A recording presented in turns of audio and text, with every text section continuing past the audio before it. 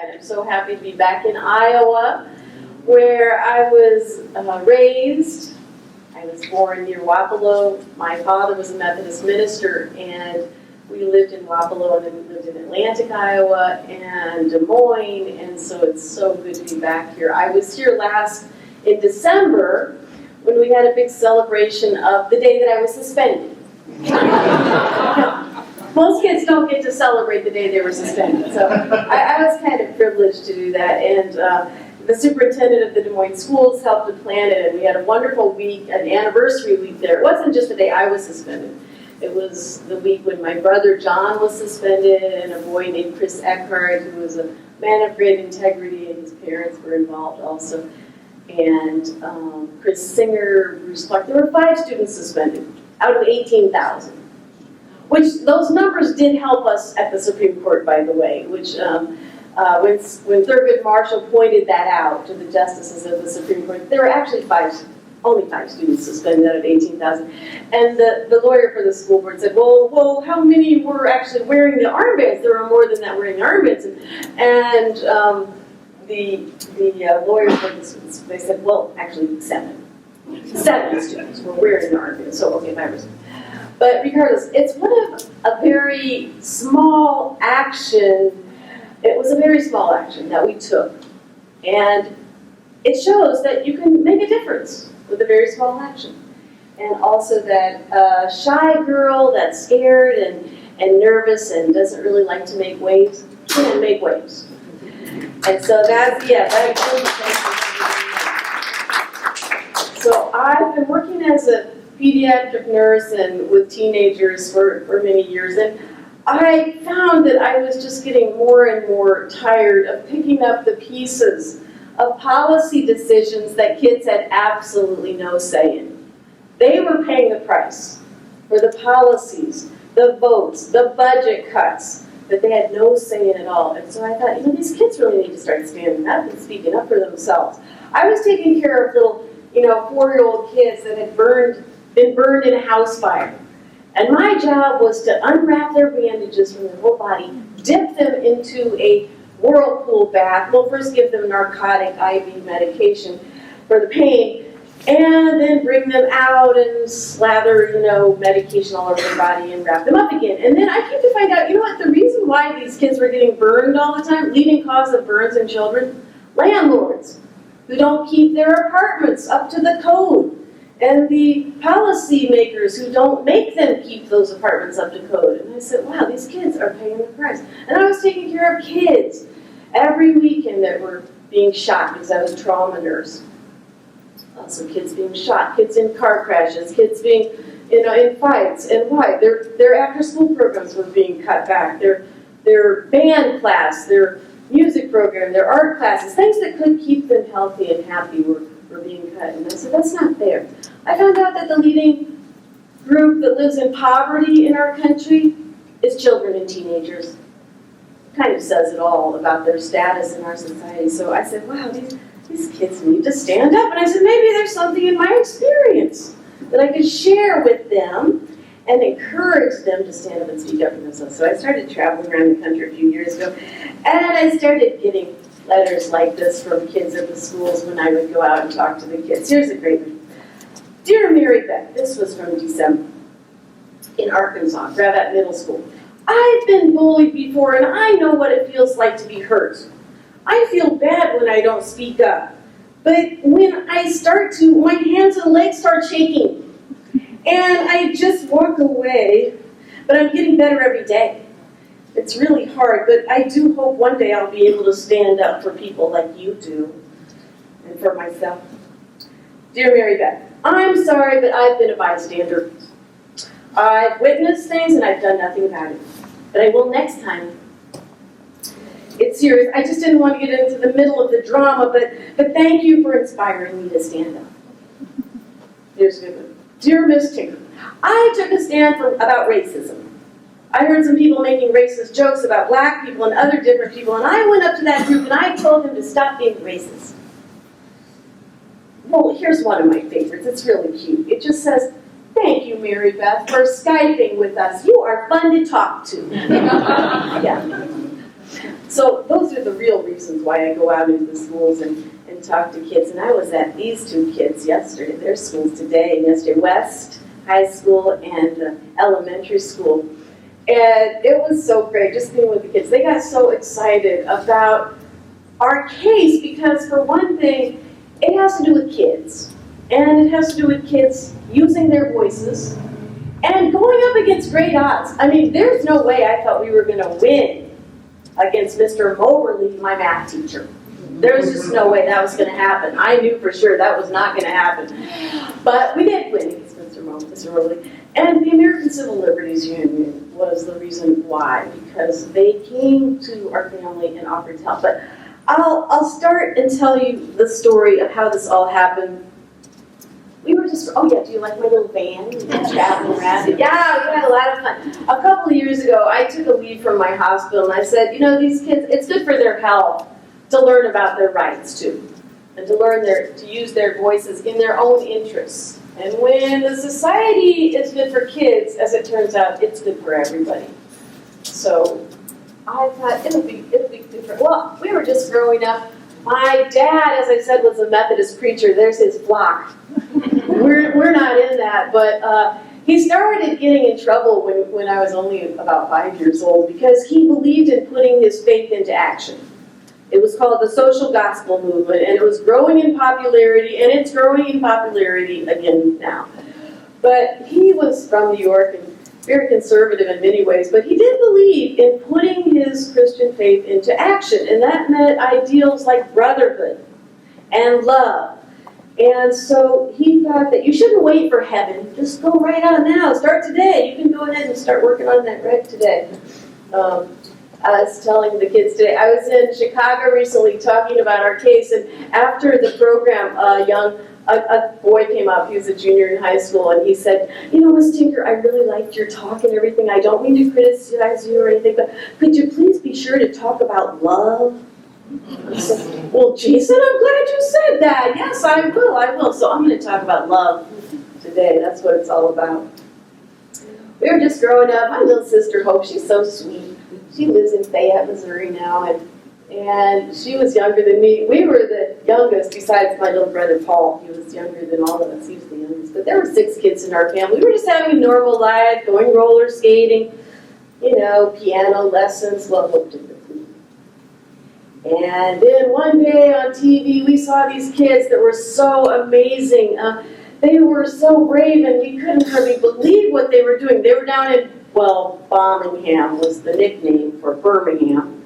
Why? Because the Ku Klux Klan, as I tell the kids, we had our very own terrorists in the United States. We do have our very own terrorists. Ku Klux Klan, the White Citizens Council, you know, we've got bunches of all different kinds. And these terrorists were out there harassing black people in Birmingham bombing camp. Why? For going to register to vote. For daring to want to go into the store and try on a hat. For wanting their schools to be, you know, good, like the white kids' schools. So Martin Luther King was there, and he was writing his famous letter from Birmingham jail that year. And he, you know, couldn't get out. He had already been arrested for standing up against the Jim Crow laws. And so the kids, they got out in the streets, and they got out there, and they were singing songs like, oh, this little light of mine, I'm going to let it shine. This little light of mine, I'm going to let it shine. Maybe some of you have heard that song. Yeah, I love that song.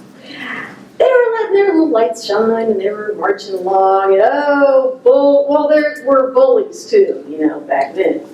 We're living in mighty times, just like these kids were living in mighty times, and like I grew up in. And we had bullies back then too. Well, it was pretty handy because his name was actually Bull. Yeah, Bull Connor. I'm not making this up. His name was Bull Connor, and I know a lot of you know.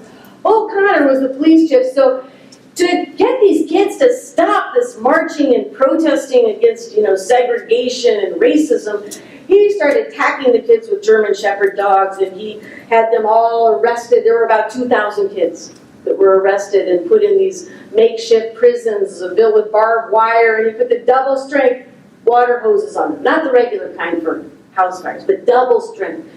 And these photos went viral all over the world, how the great democracy was treating its little children who dared to stand up, as children always have, by the way, through our history. They even went up to Des Moines, Iowa, to our living room, and we thought they were just amazing, these kids. And I knew I wasn't like that. I was very, very shy. I liked to go roller skating. I wasn't going to go up against any German Shepherd dogs. That was not going to happen. But I thought they were pretty amazing. Oh no, September that year I had just turned 11 years old when someone came by the picnic that we were having there and in Des Moines. That was my dad, Leonard, there in the corner on the right, and my sister Bonnie is behind him, some family friends, and I'm the cute one in back with the pigtails. And my brother John is over, that little bad boy. I think he was putting something in Hope's hair, but we heard that day someone came by our picnic and told us what the Ku Klux Klan had done to punish the little children who were standing up and speaking up for democracy, as children always have all through our history, and how they had bombed the girls' church, the kids' church, the headquarters of the Birmingham kids, the Children's Crusade, the 16th Street Baptist Church, right on Sunday morning when they knew the kids would be in Sunday school. And the charred bodies of these 4 little girls, Denise, Carol, Addie Mae, Cynthia, they were about the same ages as me and my sisters. We were so sad. We were thinking what their basement of their church that had been burned and bombed, what it was like, if it was like the one where we used to have the potluck suppers and would attend the WCTU meetings. Yes, we did. Yes, the Women's Christian Temperance League. Yes, I was a member. And we thought about these kids. We were sad about that. And in Des Moines that year, there was a memorial service where our parents' friend, Chris Eckhart, Bill Eckhart, he wore a black armband there. And he was mourning.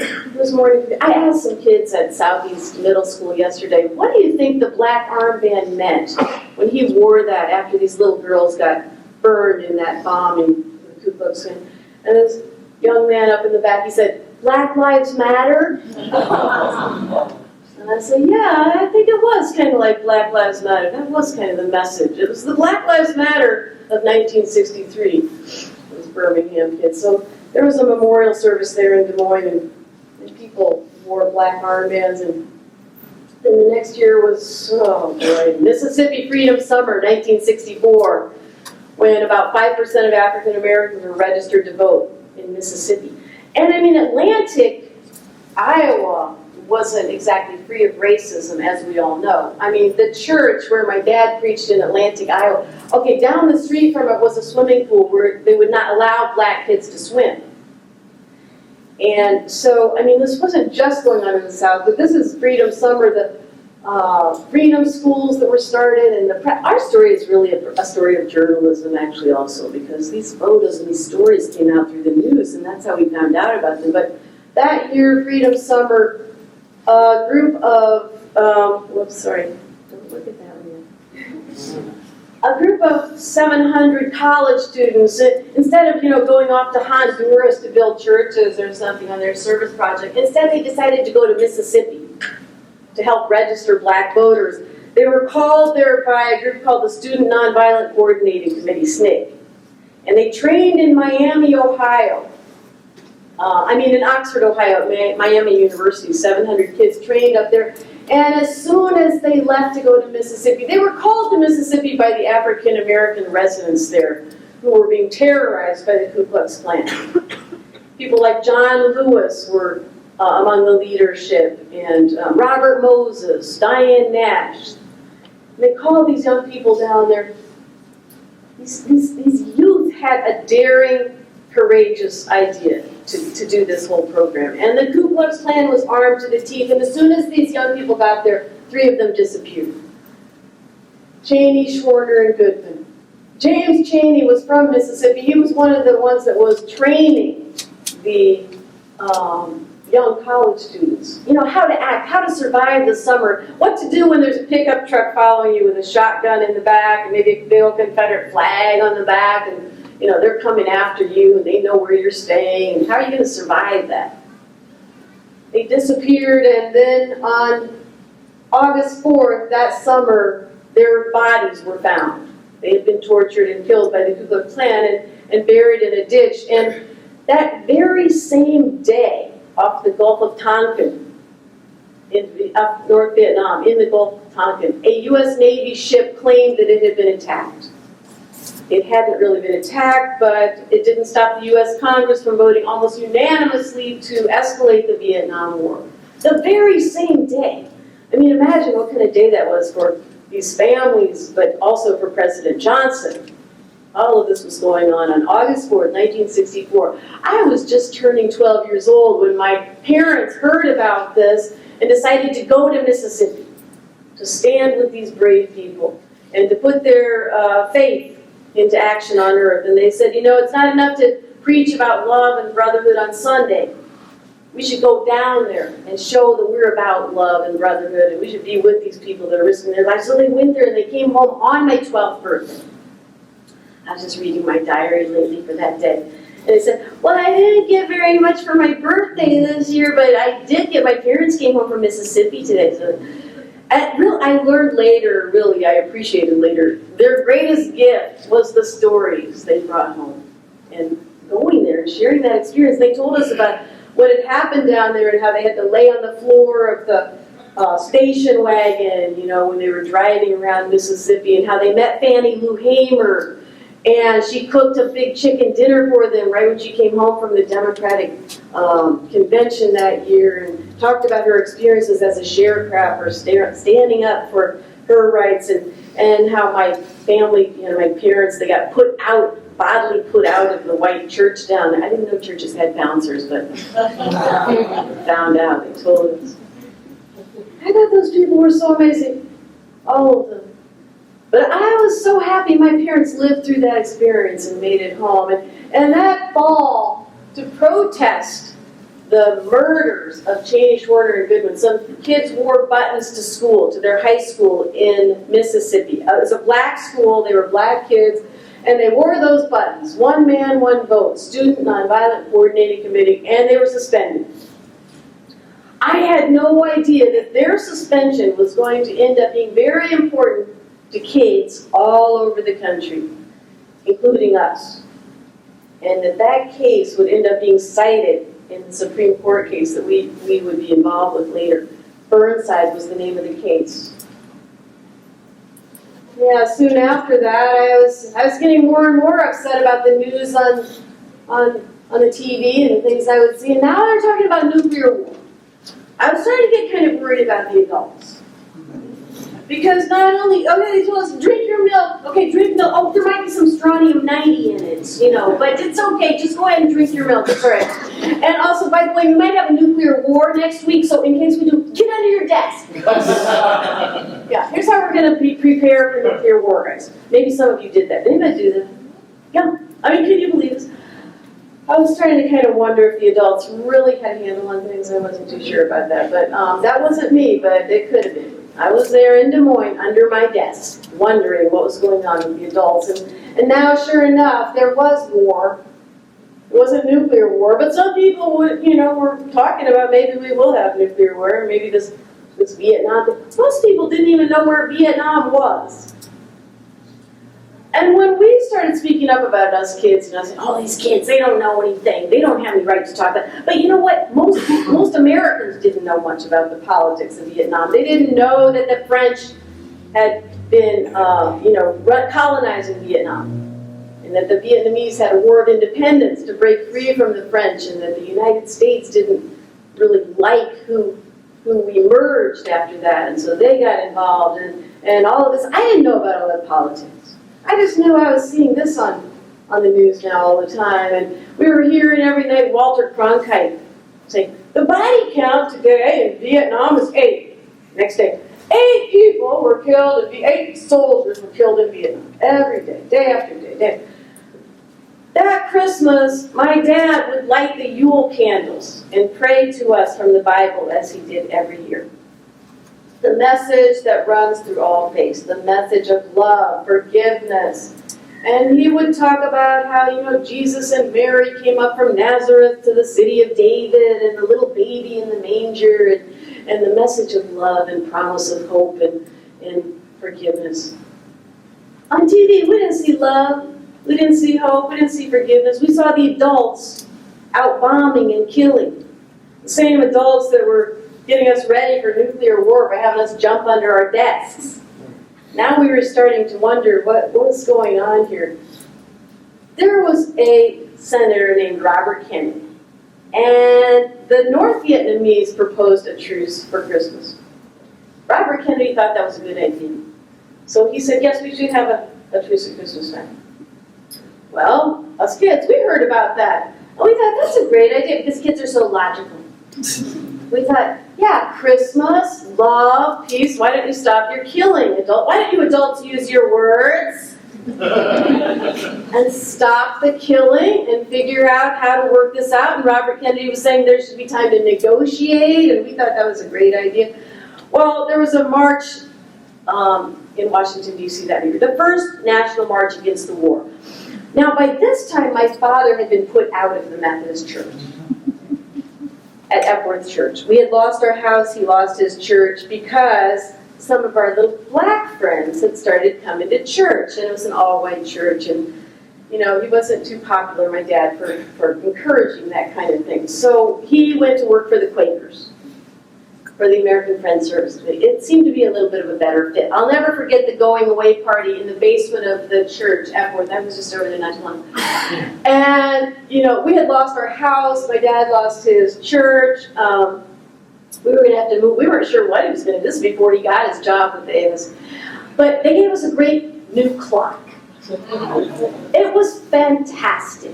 It had little pointy spikes all over it, But I do remember as, I think, an 11-year-old thinking, this is really something. And I started to kind of wonder about church. I was kind of losing my confidence about church. But anyway, by this time my folks were more involved with the Quakers.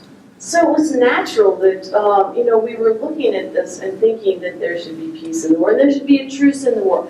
Well, there was a national march, as I said, in Washington, D.C. that year. It was 1965. And so a group called Iowans for Peace went off to, protest the war.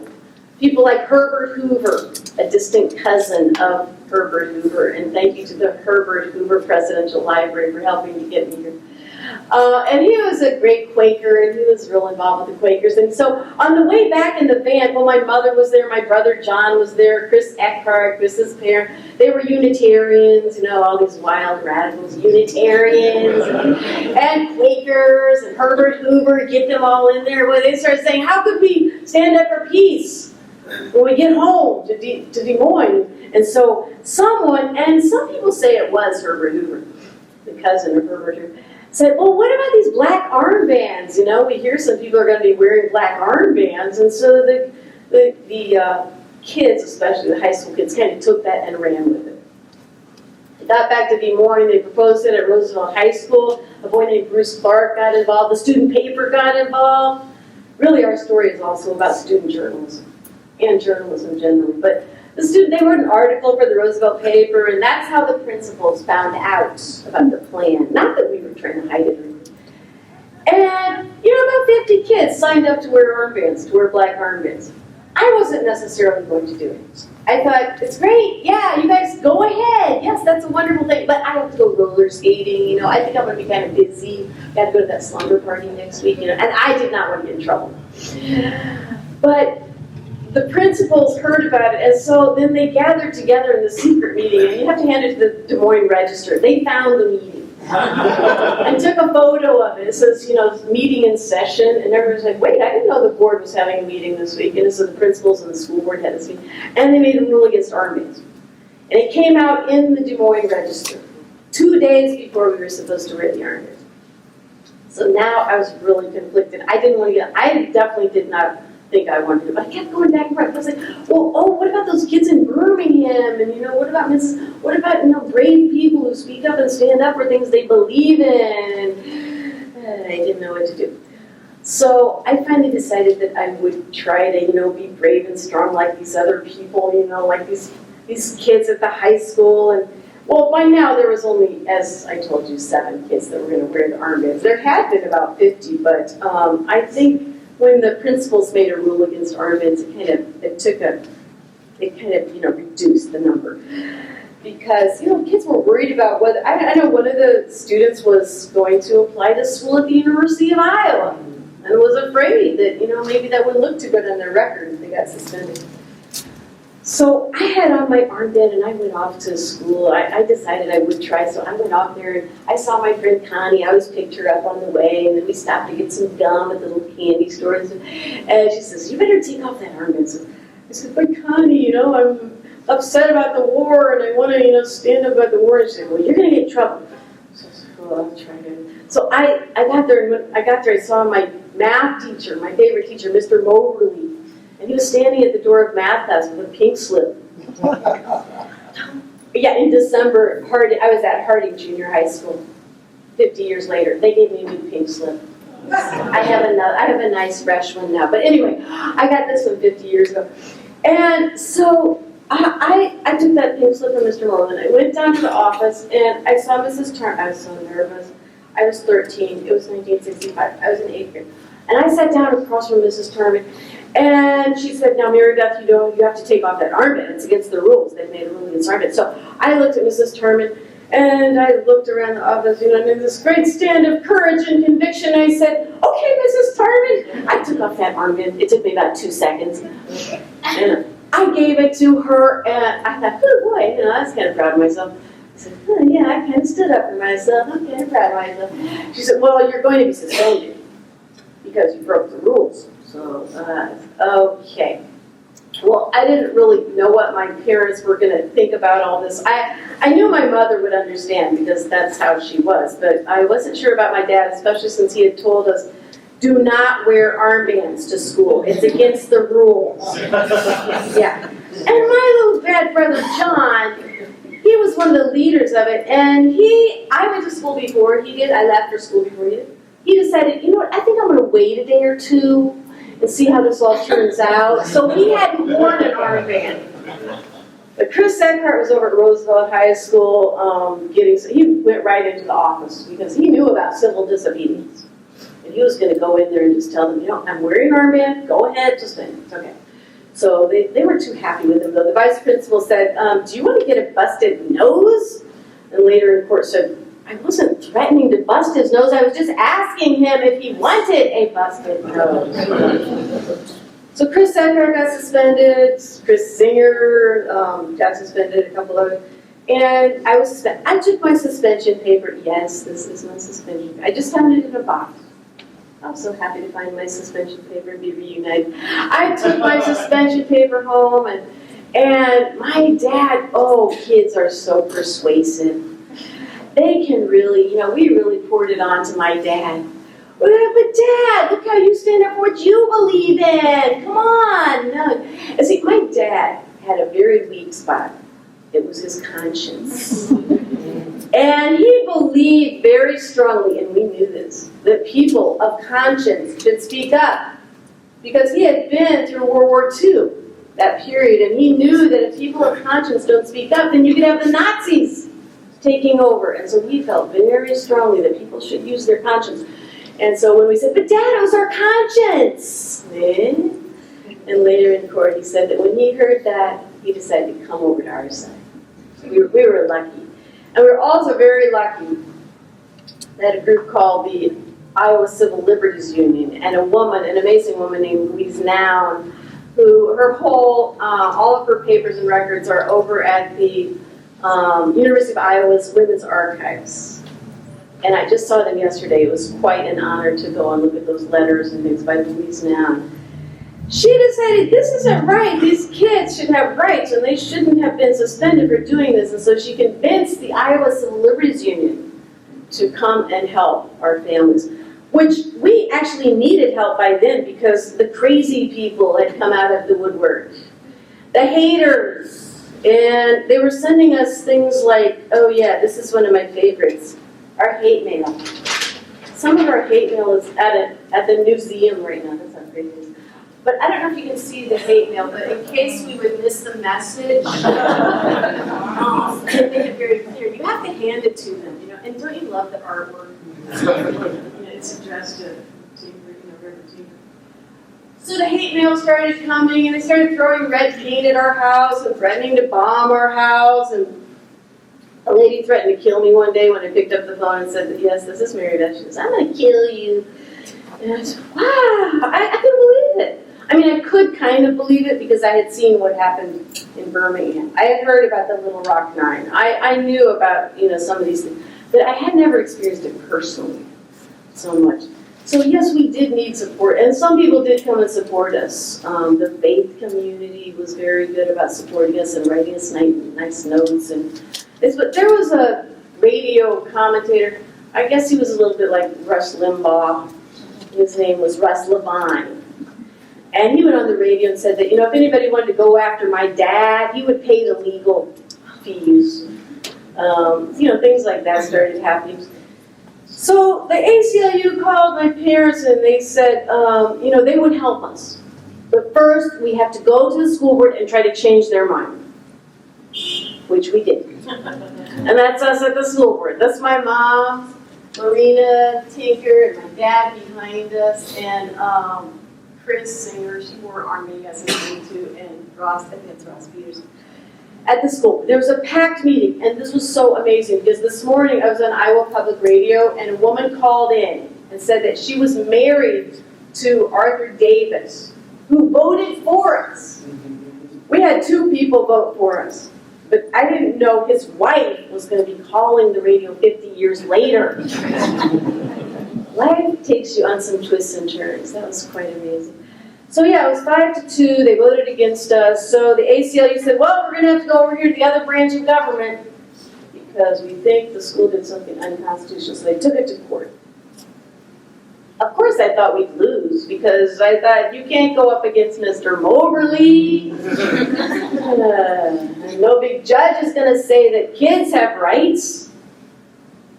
So that's Chris Eckhart and his parents, Maggie and Bill Eckhart, in court. Chris Eckhart was a beautiful soul. He died a few years ago. He was the other plaintiff in our case. There were 3 plaintiffs. My brother John and I, that's when we lost at the appeals level. Now we're getting kind of jazzy. Yeah, we put those peace signs up. Yeah, come on, let's make the most of it. And I like to tell, yeah, is that the picture in your social studies book? All right, yeah. Audrey, yeah, she's in 5th grade. We had fun yesterday at the school, signing arm bands and stuff. Yeah, that picture, I mean, at the appeals court, we lost, of course, because I thought, of course, we're going to lose, but what was kind of interesting from a legal point of view is that over in Mississippi, at the 5th Circuit, you're in the 8th Circuit, right, Iowa. We lost at the 8th Circuit Court of Appeals. And Dan Johnson, our wonderful lawyer, argued, and said, but the kids weren't disturbing it, and he was brilliant. He found out something very important, that the principals didn't mind kids expressing themselves. They just wanted to be something they agreed with. It was okay if you wore a Christian cross to school, no problem. You could express that morning, noon, and night. You could even wear an iron cross for Germany. You could have a black armband that said, we mourn the death of school spirit when the football team lost. Yeah, that was okay. But it was just they didn't want to hear about Vietnam. So he figured that out. Very clever. And that really helped us in court. So Dan Johnson, he was so wonderful to us and so kind also. Because by that time we could use a little kindness. Because the crazy people were coming out of the woodwork. So anyway, right around the time when we lost our case at the appeals court, over in Mississippi, those high school students involved with the Burnside case, who were protesting the murder of Cheney, Schwerner, and Goodman, they were in the 5th Circuit. And they won their case. Amazing. Mississippi won and Iowa lost. What's going on here? So that was a perfect setup for an appeal to the Supreme Court, which is what happened. I still didn't think, any court would rule in favor of us. And I really didn't think they would necessarily take the case, especially when I found out that they only take about 75 cases a year out of 10,000.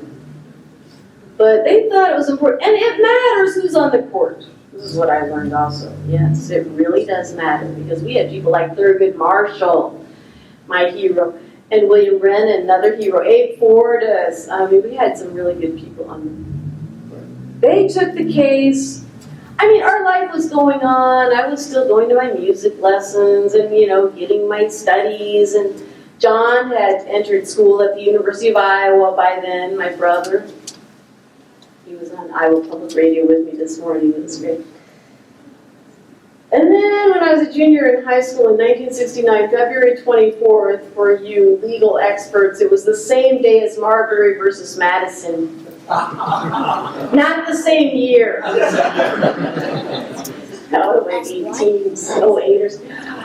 February 24th, yes, the court ruled by 7-2 that actually kids in public schools do have rights, and that the school had done something unconstitutional by suspending us, and they gave this wonderful ruling. It's really good. Abe Ford just wrote it for the majority, saying what education should be in a democracy. That schools should not be enclaves of totalitarianism. And that it was a teachers' rights case also in a way, because they said that neither teachers or students leave their rights at the schoolhouse gate. I learned later that teachers' rights and students' rights do go together. And they said one of my favorite things, which I told you guys earlier today, that students are persons.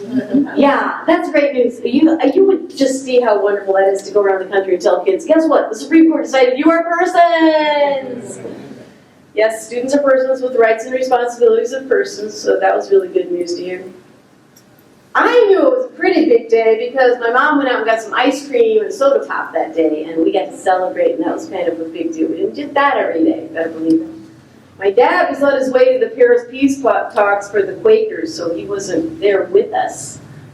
I saw a letter my mom wrote to my dad. Honey, we won the case. It's really great. I went out and got some ice cream for the kids. I had no idea that this Tinker Standard was going to be such a big deal.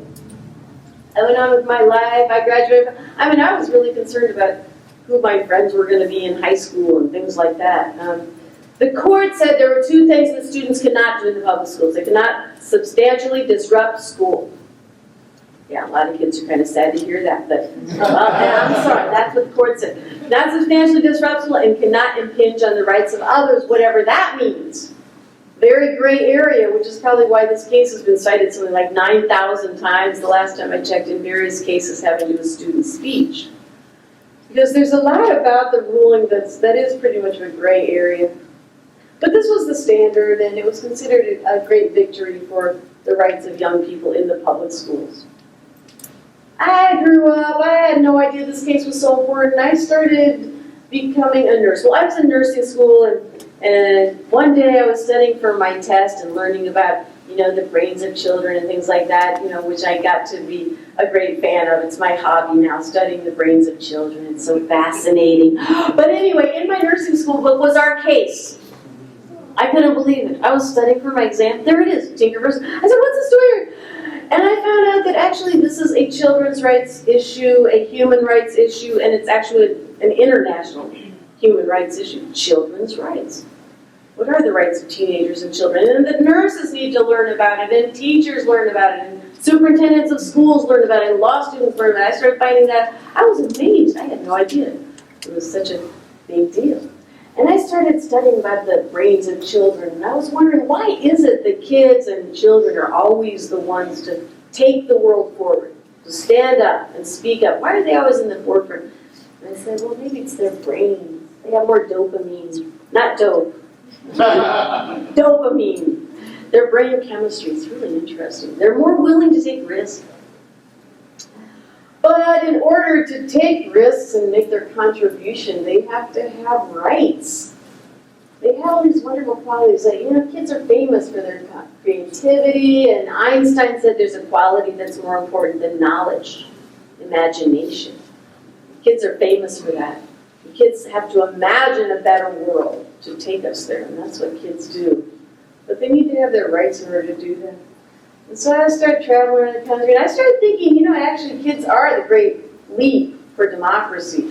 All these groups have had to stand up for their rights, whether it was Native Americans who couldn't even vote till 1934, African Americans, immigrants, women, And now young people and kids are standing up for their rights and have been standing up for their rights, but they need their rights. And that is going to be a great leap when kids really do start having a voice over their lives, their schools, their communities, their world, their country.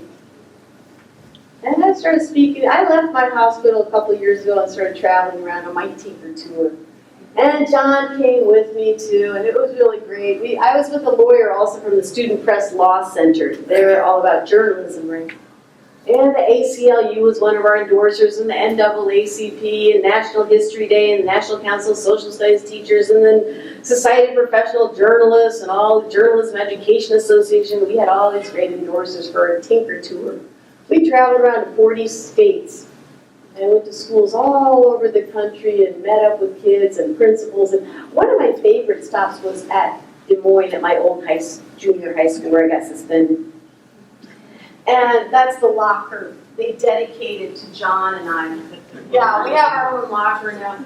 I was asking the kids, what should I put in my locker around the country? And they said, put some constitutions in there. Put some school newspapers. And we went to journalism conferences. We went to all kinds. It was great. We went to juvenile detention centers in Akron, Ohio, and in California, and talked to the kids about their rights.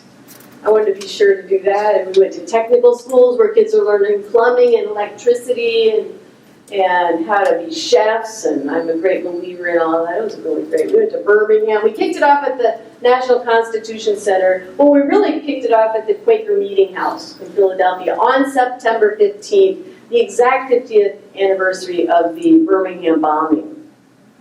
We got a lot of support from the Quakers up there and the ACLU too.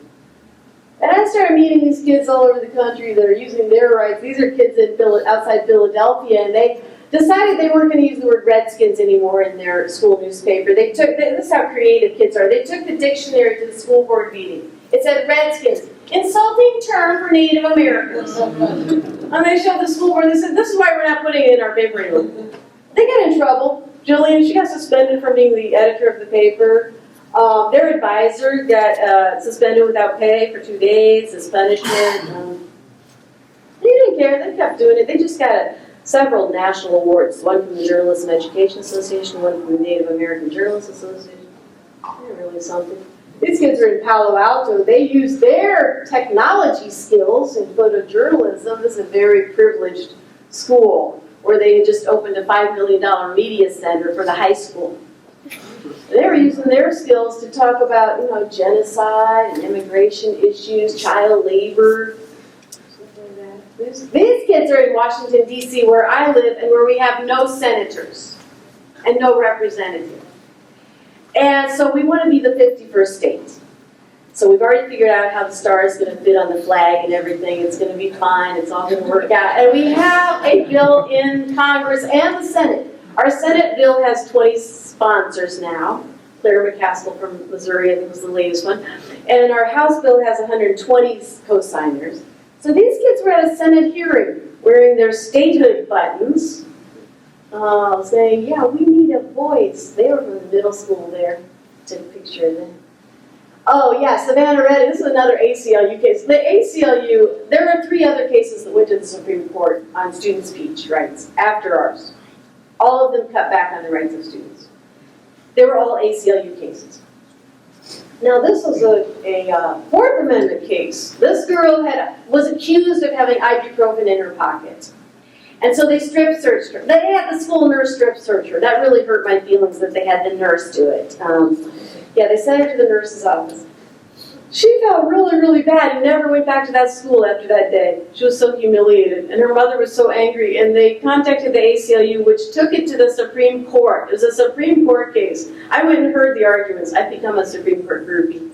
It's so much fun going down there. And guess who won that one? Savannah. Yeah, I love telling kids that story, how you cannot be strip searched in the public schools. And here's some kids who are out supporting their teachers. I heard these kids were out, helping their teachers who were out on strike, using their First Amendment rights. So I went out there to interview them and see why they were out with their teachers. It was all about, there were tests all the time, and their evaluations were based on the test scores, and they didn't have enough teachers for all the kids because of the cutbacks and everything, the usual. That's when they were out there. And here's little Journey. Oh, she was so cute. I was so proud of myself. I made a little video of her. And her friend Marquise. Journey's in 3rd grade. They were closing. I got into a big campaign against closing of public schools. It's going on all over the country.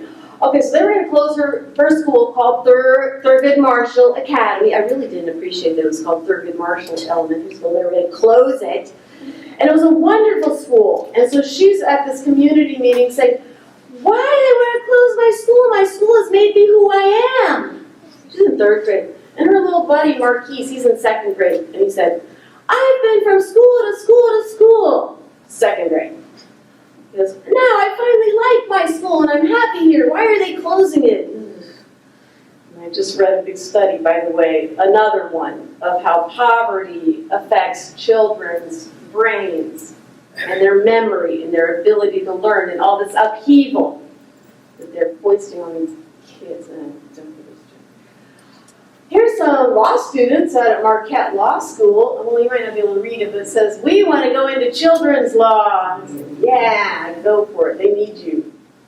They need you a lot. Here's Nathan. He came up to me after the program. And he said, I am so glad you said that I have rights, because I'm trying to speak up against gay rights.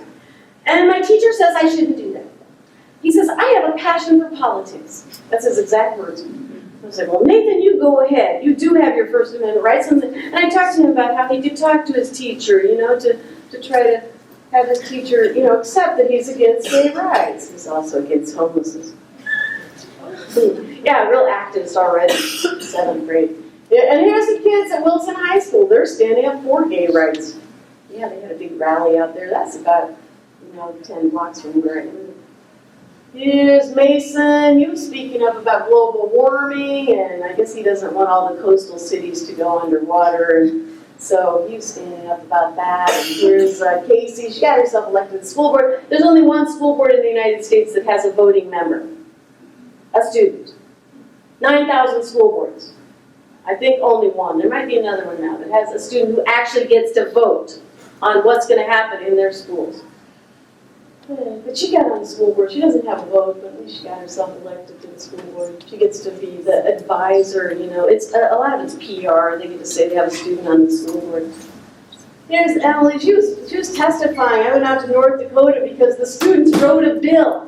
And they had to introduce there to give their students the same journalism protections that Iowa has.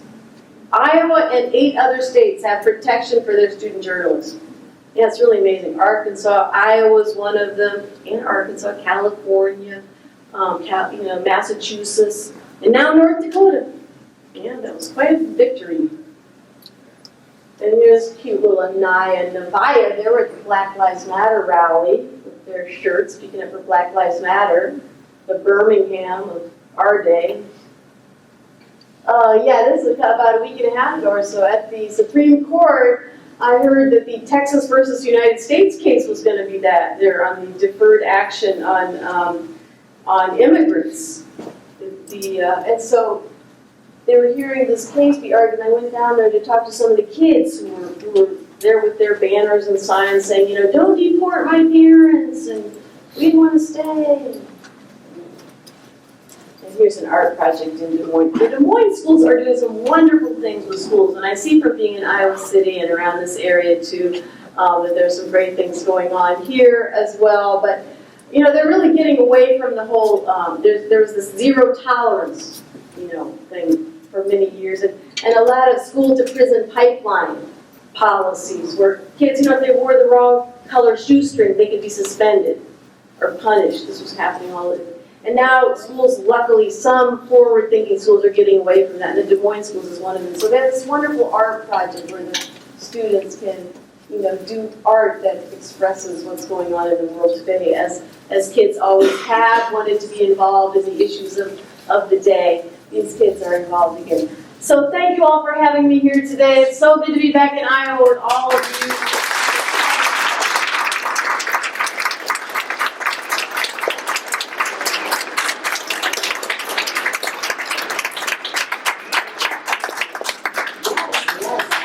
We're about to take a time for your questions, if anyone's interested. Questions, comments? Yes? So, after you were initially suspended and, everyone has decided they're going to go to court, and they're going to do support, Yeah. leading to support. At any point, did you try to stop it? Did you say, no, I don't want that, No, because, we sort of felt like, yeah, try it, go for it, we felt, as kids often do, that this isn't fair.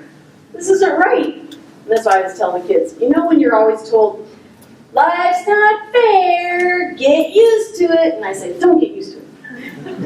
Yeah, we didn't want to get used to it. We thought it wasn't fair, come on. So, hey, if the ACLU was willing to try it, I said, no.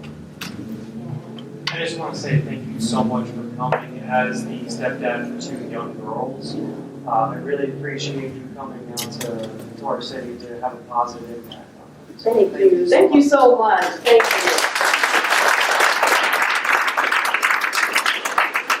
All you do is have a positive impact on me, and the kids especially too. Yeah, other comments, questions? Yes.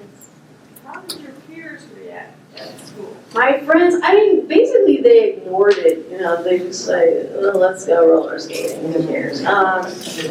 Some of the kids, I remember one teacher, he was saying one time, kids, there's going to be a great pep rally this weekend. Oh, but Mary Beth, I guess you have more important things to do.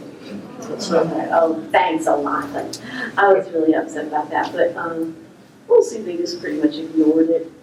So there was no organizing of the student body to support you? No, you could say that. I had a petition that we were all supposed to get signed these petitions. I have my petition here somewhere. It's so crazy. It said, we're out today because we mourn for what made it so controversial, why not everyone, but why some people hated us and thought we were so unpatriotic was because we were mourning for the dead on both sides of the war. And so I had this petition. Oh yeah, here it is.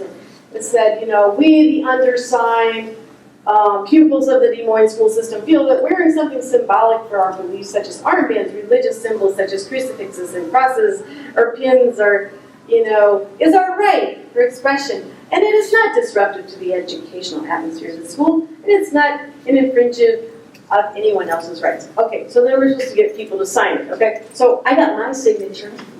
Yeah, and I had 2 friends, but they crossed it off.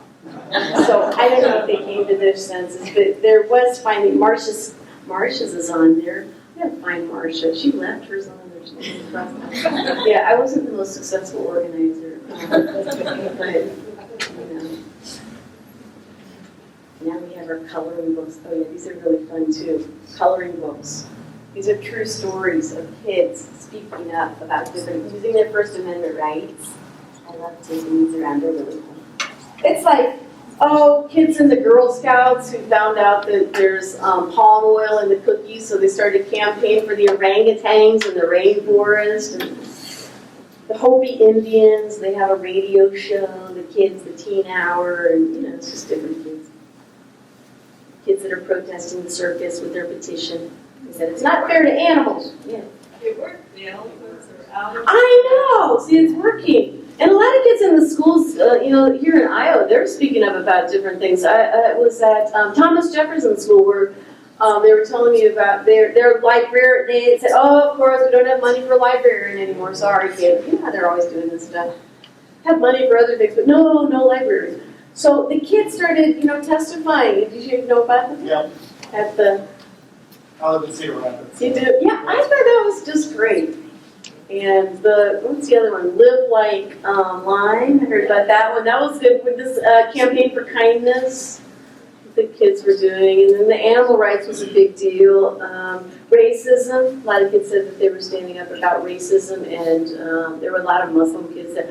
I love to talk about the First Amendment and the right to your religious beliefs. Because we always review the 5 rights of the First Amendment. And I say how, they said, these kids today don't even know their rights, So, then they went out and surveyed the adults. Yeah, guess what they found out? Oh, whoops. So we reviewed those, right? And you guys knew them. So what was it? The right to freedom of... Oh yeah, help me out. I'll show you what we do in school. This is really fun. Help me guys. So we have this now. What is it? What'd you say? This is Jesse. Come on, Jesse. Tell me what. Freedom of... Petition. Come on, girl. Hold this up. Come on. And what is your name, sweetie? I have a mic for you. Jessica. Jessica, nice going. Good job, Jessica. So that's 2%. Just beat out 98%. Okay, so in what you do you have any idea what another right might be? Go!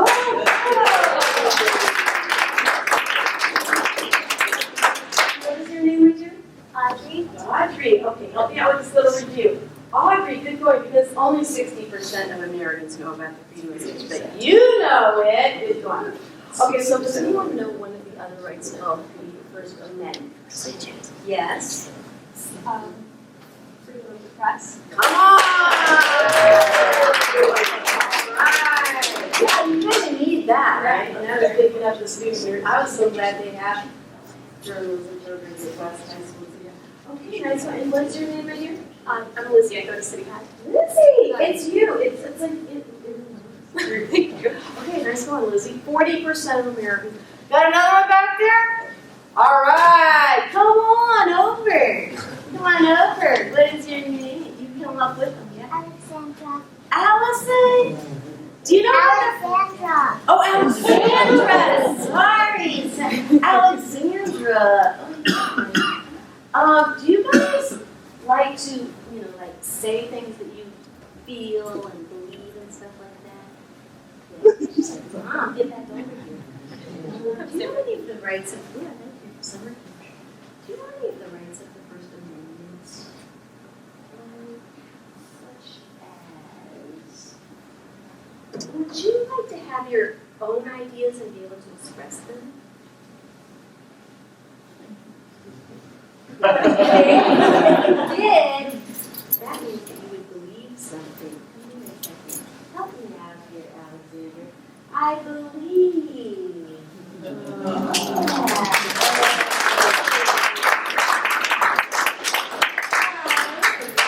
Alexandra.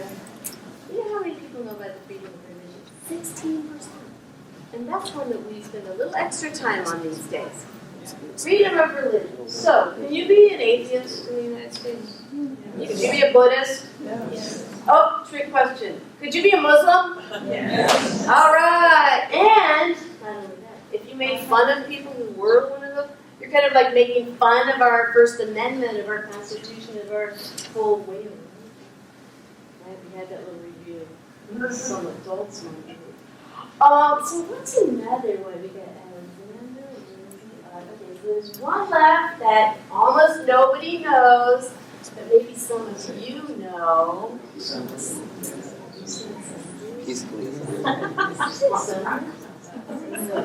Wait a second. I think we have another contestant. Would you like to help us out? Come on up. What's your name? Come on, tell me your name. What's your name? You can sit here. You don't have to. That's the good. That's how I felt when I went to school with my Armin. I just said, "What's your name?" Oh, look, see, this is perfect. It says, "I gather." Do you like to get together with people and assemble? Sometimes you like to assemble with them, right? Thank you, Julia.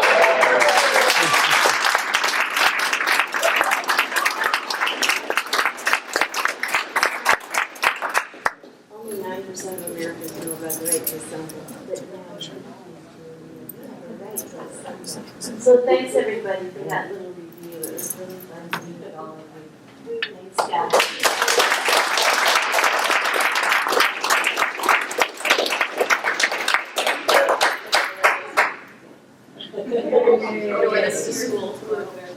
I just have to tell you, as an Iowa native who Yes. lived in Des Moines in the 70s, Yes. I cannot understate what you're a local hero.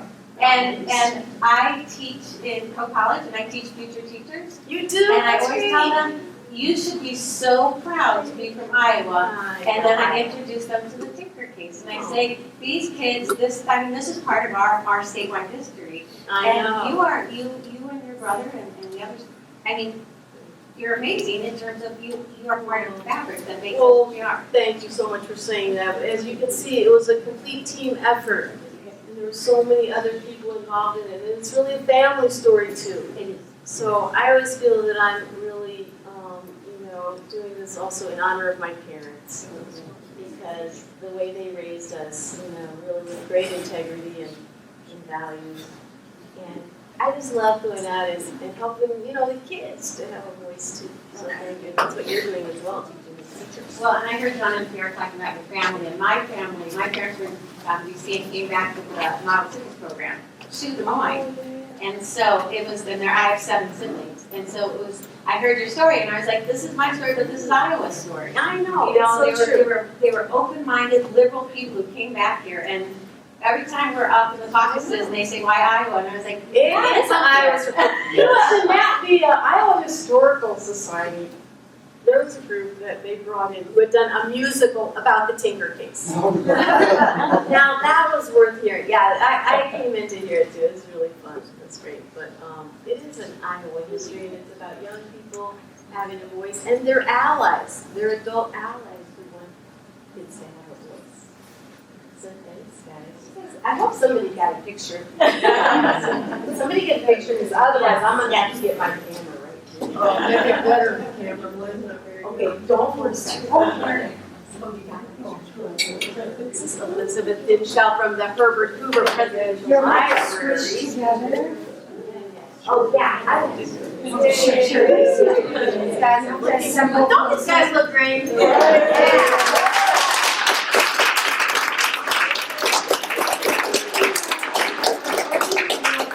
All right, there we go. Good job, guys. It's really great to be with all of you. Thank you so much for everyone coming back and all of your warm welcome. Bravo.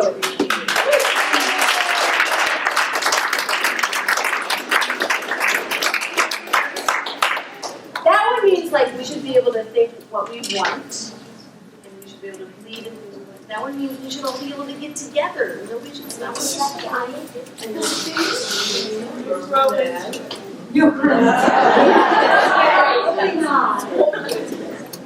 So, thank you for everyone who had a part in making this evening happen. It really was very touched to be here.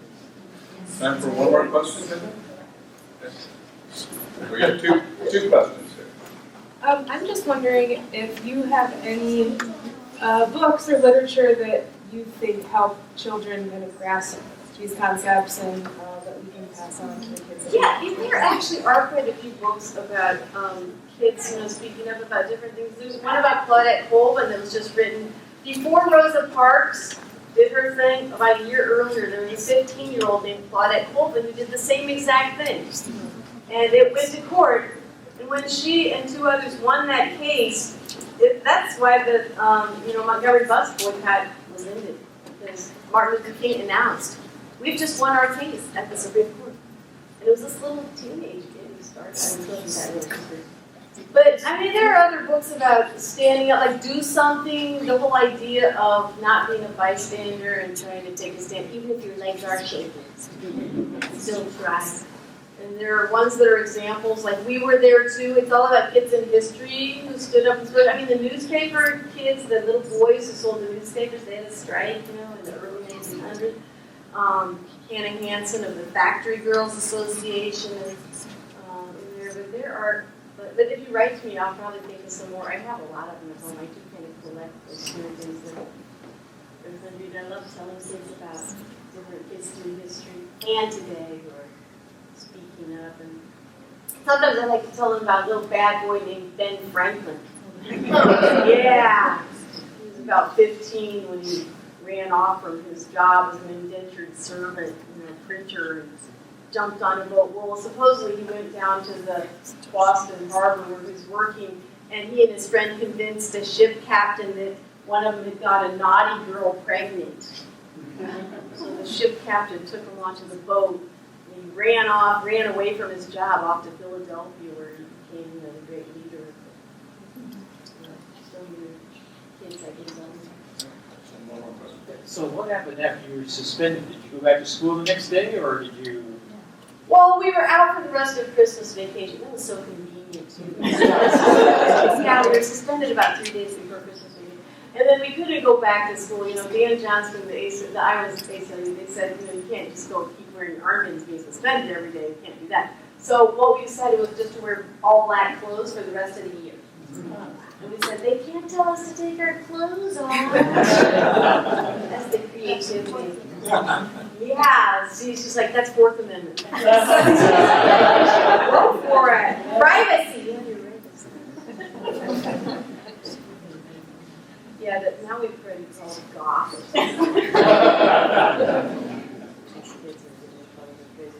But that's how long. We were just suspended for a few days and then we went back to school. Well, please join me in thanking Mary.